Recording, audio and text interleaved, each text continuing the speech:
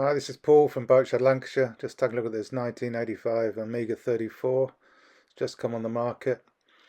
Owner hasn't had it very long, but he's just upgraded to a larger boat, um, which he wasn't aware about.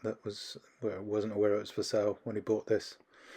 But it's a nice, tidy boat. It's got a fairly recent survey as well, which was good.